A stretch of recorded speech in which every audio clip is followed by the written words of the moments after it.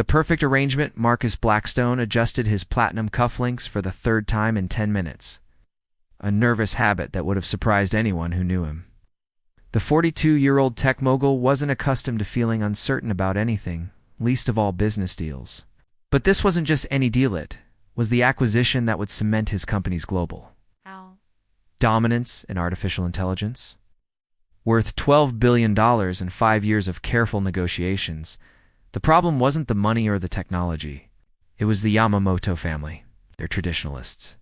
His assistant had explained weeks ago. Old-school Japanese business philosophy. They believe in family values, stability, long-term partnerships. A bachelor CEO with a reputation for... She'd paused delicately. Rotating companionship. Doesn't inspire confidence in their vision of reliable leadership. Marcus had built Nexus Technologies from a college dorm room into a Fortune 500 empire. But apparently that meant nothing to Hiroshi Yamamoto, the patriarch who would make the final decision. What mattered was perception, stability, the appearance of a man who could build something lasting, hence the advertisement he'd placed through discreet channels, seeking professional female companion for long-term business arrangement. Discretion, intelligence, and adaptability required. Compensation, $2 million for 1-year contract. Zara Mitchell had been the most promising candidate from a surprisingly small pool of applicants. At 28, she possessed the right combination of elegance, an education art history degree from Columbia, fluent in 3 languages, currently working as a curator at a struggling downtown gallery. More importantly, she needed the money desperately enough to consider his unconventional proposal, but not desperately enough to seem desperate. She sat across from him now, in his corner office, Manhattan sprawling 50 floors below them. Her dark hair was pulled back in a neat bun, and she wore a simple black dress that suggested sophistication without trying too hard. Everything about her screamed appropriate billionaire's wife, except for her eyes, which held a spark of something. He couldn't quite identify. "Let me make sure I understand this correctly," Zara said, consulting the notes she'd taken during his explanation. "We get married in a small, private ceremony, sir? I accompany you to business functions and social events for the next 12 months. I maintain the appearance of a devoted wife, but we lead completely separate personal lives." "Exactly. You'll have your own wing of the penthouse, your own schedule, your own interests. Think of it as a very well-compensated acting job.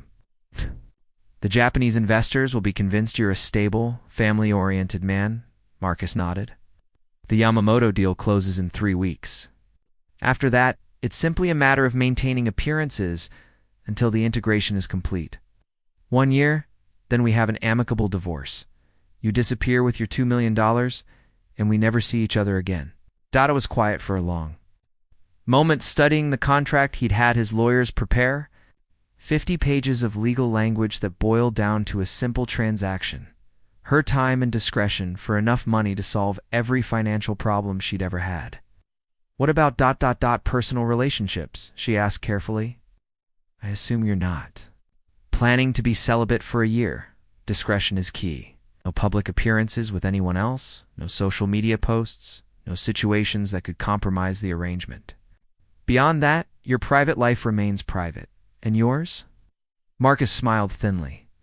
"I'm a professional, Miss Mitchell. I don't let personal desires interfere with business objectives." She signed the contract 20 minutes later, 3 weeks after that. They were married in a courthouse ceremony with only 2 witnesses, both employees Marcus had paid for their silence. Zara wore a cream-colored designer dress he'd purchased for her. The whole thing took 15 minutes. The Yamamoto delegation arrived in New York the following Monday. And Marcus felt confident for the first time in months. He had everything under control: the perfect wife, the perfect image, the perfect plan. He had no idea that Zara Mitchell was about to become the most beautifully imperfect variable he'd ever encountered. Breaking protocol, the Metropolitan Museum's annual charity auction was exactly the kind of event Marcus had envisioned when he'd crafted their arrangement.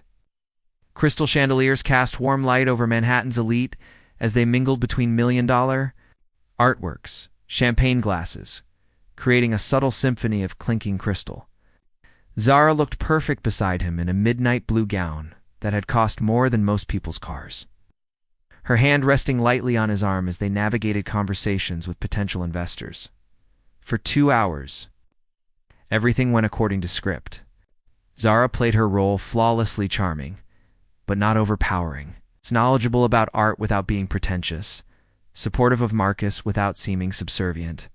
The Yamamoto representatives, who had flown in specifically for this event, appeared genuinely impressed by the poised woman at his side. "Your wife has exquisite taste," Hiroshi Yamamoto had told Marcus earlier. Nodding approvingly as Zara discussed a Monet with his daughter Akiko, "She speaks of art with true passion. This is good. Shows depth of character." Marcus had felt the familiar satisfaction of a plan executed perfectly, until Channel 7 Society reporter cornered them near the Degas sculpture collection. "Ow, mister." And Mrs. Blackstone. Rebecca Chen approached with her camera crew trailing behind. "Could we get a quick interview for tonight's cultural spotlight?" Marcus's internal alarm bells started ringing, but he maintained his practiced smile. They'd rehearsed this exact scenario. Zara would defer to him. He'd give a brief statement about supporting the arts, and they'd politely extract themselves. "Of course," he said smoothly, "though we can't stay long, actually," Rebecca interrupted, turning to Zara with obvious interest. "Our viewers would love to hear from you, Mrs. Blackstone. You're something of a mystery woman," Marcus managed. "To keep your romance completely private until the wedding announcement? How did you two meet?" Marcus felt Zara's hand tighten almost imperceptibly on his arm. This was the moment they'd prepared for most carefully. The story was simple, believable, boring. They'd met through mutual friends at a gallery opening, dated quietly for 8 months before deciding to marry. Zara looked directly into the camera and smiled, but it wasn't the reserved, appropriate smile she'd been wearing all evening. The smile was warm, genuine, almost mischievous. "Oh, that's easy," she said, her voice taking on a completely different tone. "Marcus saved me from what might have been the most embarrassing moment of my professional life." Marcus felt his blood pressure spike. This wasn't the script. This wasn't even close to the script. "I was delivering a particularly valuable piece to a collector uptown," Zara continued, clearly improvising as she spoke. 15th century manuscript, worth about $3 million. The building's freight elevator got stuck between floors. With me inside, clutching this priceless artifact and having what I'm embarrassed to admit was a complete panic attack. The reporter leaned in, captivated. Marcus wanted to interrupt, to steer the conversation back to safe territory, but any intervention now would look suspicious. Marcus happened to be visiting the same building some tech company had offices. On the 20th floor, heard me crying through the elevator doors and spent 45 minutes talking me through breathing exercises and telling me stories about his grandmother's art collection until the fire department arrived. "How romantic," Rebecca gushed. "Love at first rescue." "First sight was through 2 inches of steel door," Zara laughed. "But when they finally got me out, this incredibly handsome man was standing there with coffee and the most patient smile I'd ever seen. He helped me deliver the manuscript, made sure I was okay, and asked if I'd let him take me to dinner so we could properly meet without an elevator between us." The story was complete fiction, but Zara told it with such natural warmth and detail that even Marcus found himself almost believing it. The camera crew was eating it up, and he could see several nearby guests had stopped their own conversations to listen. 3 years later, Zara concluded, looking up at Marcus with an expression that seemed genuinely fond. "He's still rescuing me from my tendency to panic over the small stuff. And you're still keeping me grounded," Marcus heard himself say, playing along because the alternative was social disaster. The interview concluded with Rebecca thanking them both and promising the segment would air during the 11 o'clock cultural report. As soon as the camera crew moved away, Marcus guided Zara toward the museum's quieter wing, his grip on her elbow perhaps a bit firmer than necessary. "What the hell was that?" he demanded in a low voice once they were out of earshot. "It was good television," Zara replied calmly, though he could see a flush of adrenaline in her cheeks. "Did you see how everyone was listening? Your Japanese friends looked charmed. We had a story. A simple, verifiable story that couldn't create complications. Your simple story was boring. Boring doesn't make people believe in love, Marcus. It makes them think you're hiding something. Before he could respond, his phone buzzed with a text from his publicist. Saw the museum interview live stream. Brilliant move. Phone's been ringing nonstop with positive press requests. Marcus stared at the message, feeling his carefully controlled world shifting in ways he didn't understand. Zara had broken the most fundamental rule of their arrangement stick. To the script hand, somehow made him look better for it. The problem was, couldn't shake the feeling that her improvised story had felt more real than any truth he'd told in years. Unraveling truths, the cracks in Marcus's perfect plan began showing within 48 hours of the museum interview. What should have been a controlled narrative had taken on a life of its own, spreading across social media platforms with the hashtag #ElevatorLove trending nationally. The story had everything the public craved: romance, vulnerability, a billionaire brought down to human scale by love. Unfortunately, the Yamamoto family's traditional values didn't extend to appreciating viral fame. This level of media attention is ... concerning, Hiroshi Yamamoto said during their morning meeting at Marcus's offices. He sat rigidly in the conference chair, his translator whispering quietly beside him, even though his English was perfectly adequate. In Japanese business culture, we prefer discretion. Privacy. This publicity suggests a lack of control. Marcus felt his $12 billion deal slipping through his fingers like sand. I understand your concerns, Mr. Yamamoto. The media attention was unexpected, but it will die down quickly. Perhaps. But there are questions now about your wife's background. About the timeline of your relationship. Our research team has found inconsistencies. The word hung in the air like a blade. Marcus had spent years building his reputation on precision and transparency. Now that reputation was cracking because his fake wife had decided to play improvisational theater with a news crew. After the Yamamoto delegation left, promising to reassess their position over the following week, Marcus found Zara in the penthouse's art-filled living room, curled up on the white leather sofa with a cup of tea and a thick auction catalog. "We need to talk," he said without preamble.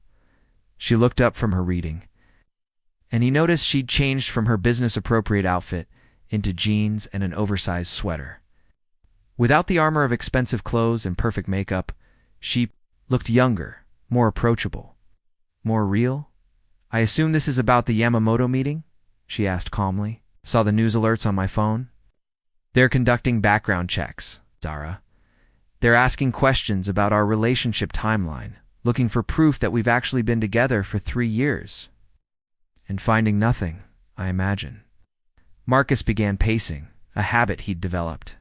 During his startup days, when everything seemed to be falling apart simultaneously, this is exactly what I was trying to avoid. Complications, variables I couldn't control. "You mean you were trying to avoid being human?" The statement stopped him mid-stride. "What's that supposed to mean?" Zara set down her catalog and studied him with those unsettling, intelligent eyes. "Your original story meeting at a gallery opening, dating quietly, a simple progression from acquaintance to marriage. It's the kind of love story someone creates when they've never actually been in love. And your elevator rescue fantasy is better? My story is about connection. About someone caring enough to spend 45 minutes talking a stranger through a panic attack. About vulnerability and genuine human kindness." She paused, tucking her legs underneath her. "When's the last time you actually helped someone?" "Marcus, not through a charitable donation or a business decision, but personally, directly, because they needed help and you were there." The question hit harder than he'd expected. Marcus realized he couldn't remember the last time. Someone had asked him to be genuinely helpful rather than professionally useful. "That's not the point," he said, but the words sounded hollow even to him, isn't it? "You want the Yamamoto family to believe you're the kind of man who builds lasting relationships. But you've structured your entire life to avoid genuine connection with anyone. You live in this beautiful penthouse alone. You work 6 days so you don't have to think about what you're missing. And you hired a wife because real intimacy felt too risky for your business image." Marcus felt something uncomfortable stirring in his chest. a mixture of anger and recognition that he didn't want to examine too closely. "You don't know anything about my life," he said quietly. "I know you have 17 bedrooms and you sleep in the same one every night. I know you own 4 cars, but always take the same black sedan. I know you have a kitchen that could serve a restaurant, but you eat takeout at your desk most evenings." Ra's voice was gentle but relentless. "I know you built this amazing company and you're proud of it, but I don't think you actually enjoy it anymore. What makes you such an expert on my happiness?" "Because I recognize the symptoms. I spent 3 years in a relationship with a man who loved the idea of having an art curator girlfriend more than he actually loved me. Everything was about image, about what looked right from the outside. It nearly killed the part of me that actually loves art." Marcus found himself sitting down across from her, drawn despite himself into a conversation that felt dangerously personal. "What happened?" he asked. "I realized that loving someone means seeing them, really seeing them, not just seeing what they can do for your life." She smiled ruefully. "That's why your elevator story felt more real than your gallery story. In my version, you saw me. Not the professional art curator, not the appropriate wife material, but the woman having a panic attack who needed someone to care." For a long moment, they sat in silence. Through the floor-to-ceiling windows, Manhattan glittered in the afternoon sun, millions of people going about their lives, connecting and disconnecting in ways Marcus had spent years avoiding. "The Yamamoto deal is probably dead," he said finally. "Sorry, I know how much it meant to you." Marcus looked at her, Ellie, looked at her and realized that for the first time in months, the thought of losing the deal didn't feel like the end of the world. It felt like a different kind of beginning. "Maybe," he said slowly, "that's not entirely a bad thing." When everything falls apart, the official notification came on a Tuesday morning, delivered with the formal politeness that made devastating news somehow worse. Marcus stared at the email from Yamamoto Industries' legal team, the words blurring. "Together, fundamental incompatibility, cultural misalignment, respectfully withdrawing from negotiations. $12 billion. 5 years of work. Gone." His phone had been buzzing incessantly since dawn. His board of directors, investors, business reporters, who smelled blood in the water. Marcus turned it off and sat in his office chair, surrounded by the awards and photographs that documented his rise to the top of the tech world. Everything felt surreal, as if you were watching someone else's life implode. "Sir," his assistant, Jennifer, knocked hesitantly on the door. "There are reporters downstairs. Security is keeping them in the lobby, but tell them no comment. Cancel my meetings for the rest of the week. All of them. Sir, the Samsung executives flew in from Seoul specifically. All of them, Jennifer." After she left, Marcus found himself thinking about something Zara had said 3 days earlier. "When's the last time you actually helped someone?" The question had been haunting him, particularly because he'd finally remembered the answer. 8 years old, summer camp in the Adirondacks.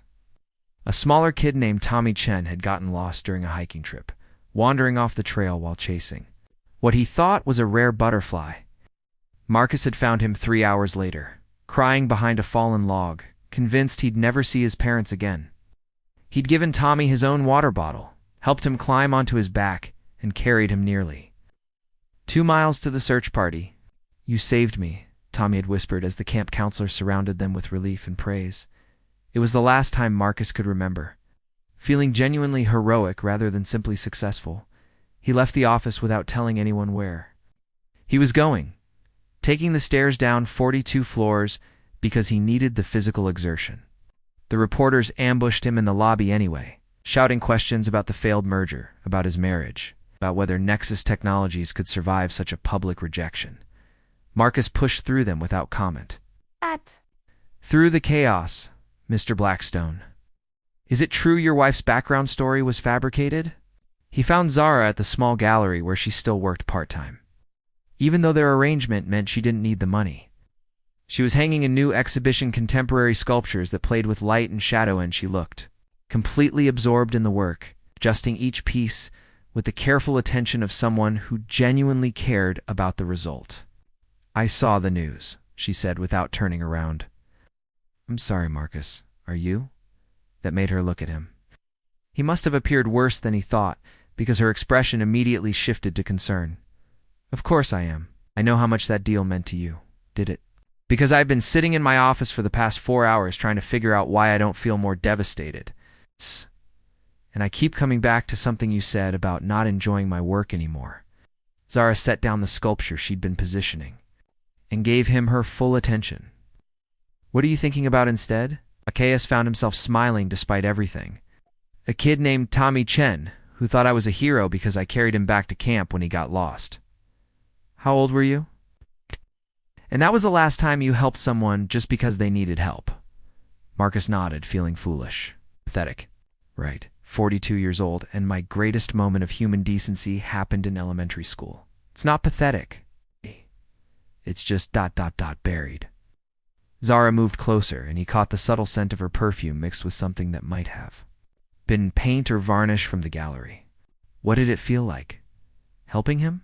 Like I mattered? Not because of what I could do or what I owned, but because I was there when someone needed me to be there. The admission hung between them, more intimate than anything they'd shared during their carefully scripted public appearances. Marcus realized that in all his strategic planning, he'd never considered what it would feel like to have someone actually listen to him, not to pitch him a deal or ask for a favor or try to impress him, but simply to understand him. The reporters, "No, our story was fake," he said quietly. "It's going to come out eventually. The timeline doesn't match.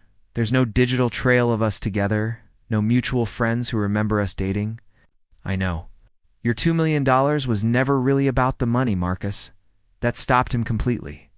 "What do you mean?" Zara looked down at her hands, and for the first time since he'd known her, she seemed genuinely nervous. "I mean, I could have found other ways to save the gallery. Maybe not as quickly or as easily, but there were other options. I said yes to your arrangement because..." She paused, struggling with the words. "Because I'd spent 3 years with someone who never really saw me, and you were offering me a chance to disappear completely, to be whoever you needed me to be instead of figuring out who I actually was. And now? Now I think maybe we're both tired of hiding." Marcus stepped closer, close enough to see the flecks of gold in her brown eyes, close enough to notice that her hands were shaking slightly. "If I kissed you right now," he said softly, "it wouldn't be for the cameras or the deal or any strategic reason. I know. It would just be because I want to kiss you. I know that too." When their lips met, it felt nothing like the carefully orchestrated displays of affection they'd performed for the public. It felt like a confession, like a question and an answer, like the beginning of something that had nothing to do with contracts or arrangements or $12 billion deals. It felt like the first honest thing Marcus had done in years, when they finally broke apart. Zara smiled up at him with an expression that was equal parts relief and terror. "So," she said, slightly breathless, "what happens now?" Marcus looked around the small gallery at the art that someone had chosen because it mattered to them, the woman who had somehow made him remember who he used to be before he became successful. "Now," he said, "we figure out what we actually want together." Outside, the world was probably still buzzing about his business failure and fake marriage scandal. But inside this quiet space filled with light and shadow, Marcus felt more like himself than he had in decades. The real deal 6 months later, Marcus stood in the same small gallery where everything had changed, watching Zara put the finishing touches on her first solo exhibition as the gallery's new owner. The space had been transformed, walls knocked down to create better flow, lighting upgraded to showcase the art properly, a small cafe area added where visitors could linger and actually connect with the work they were seeing. "Nervous?" he asked, adjusting the collar of his shirt. Tonight's opening reception would be their first truly public appearance as a real couple rather than a business arrangement. Terrified, Zara admitted. But she was glowing with the kind of excitement that comes from pursuing something you actually care about. What if nobody comes? What if they come but hate everything? What if you stop catastrophizing and remember that you've curated something beautiful? Marcus interrupted gently, a phrase that had become familiar between them over the past months, The scandal had been brutal initially. Business reporters had dissected their fake marriage with the enthusiasm of archaeologists uncovering ancient secrets. Marcus's stock price had plummeted. Several board members had called for his resignation. The technology blogs had proclaimed his career effectively over. But something unexpected had happened in the aftermath, without the pressure of maintaining a perfect public image. Marcus had started making different kinds of decisions. He'd restructured Nexus Technologies around projects that excited him rather than just ones that maximized profit. He'd started personally mentoring young entrepreneurs, instead of just investing in them. He'd even begun volunteering with a literacy program in the Bronx, teaching kids who reminded him of 8-year-old Tommy Chen that they mattered beyond what they could achieve. The company was smaller now, more focused, and paradoxically more successful than it had ever been. Turns out that a CEO who genuinely cared about his work inspired better performance from everyone around him. "You know what I realized today?" Zara said, hanging the final piece of sculpture that seemed to capture light and throw it back transformed. "I spent so much time trying to save this place that I forgot to imagine what it could become. And what's it becoming? A place where art actually connects people instead of just impressing them? Where someone might walk in feeling invisible and walk out feeling seen?" Marcus smiled, recognizing the echo of their elevator story, the lie. That had somehow pointed toward a deeper truth about what they both wanted from life. The first guests began arriving at 7. A mix of art collectors, young professionals, and neighborhood residents who had watched the gallery's transformation. With curiosity, Marcus had worried that his presence might overshadow Zara's achievement. But he'd underestimated her ability to command attention on her own terms. This piece, she was explaining to a small group gathered around a particularly striking installation, explores the way we perform connection versus the way we actually experience it. The artist is interested in the difference between being seen and being truly known. Marcus found himself thinking about the performance. They'd abandoned the careful scripts and calculated gestures that had felt so necessary once. Now watching Zara talk about work she loved with people who genuinely wanted to understand it. The old arrangement seemed like something from another life. Mr. Blackstone, a familiar voice made him turn. Rebecca Chen, the reporter whose museum interview had started their unraveling, approached with a small camera crew. "Could we get a few minutes? I'd love to follow up on our previous conversation." Marcus glanced at Zara, who nodded encouragingly. She was deep in conversation with a young couple who looked like they might actually purchase something, of course, he said.